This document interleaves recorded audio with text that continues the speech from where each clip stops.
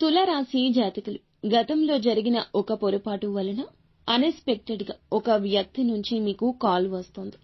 రేపు రాత్రి 11 గంటల్లోపు ఈ యొక్క కాల్ వస్తుంది. ఈ యొక్క కాల్ వలన మీకు అన్ని జ్ఞాపకాలు గుర్తొస్తాయి. కానీ జరిగింది తప్పిదమే.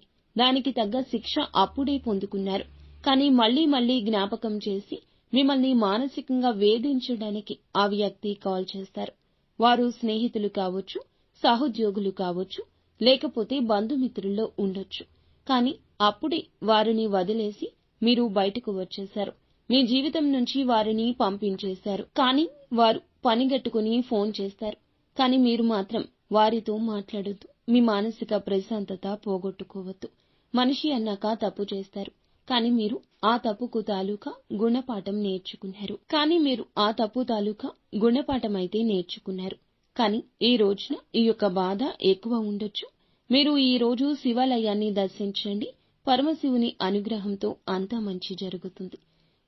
ఇంకా ఇతరత్రా ఎటువంటి సందేహాలు సమస్యలు ఉన్నా ఒక్కసారి మా గురువు గారికి ఫోన్ చేసి మీ సమస్యల నివృత్తి చేసుకోండి.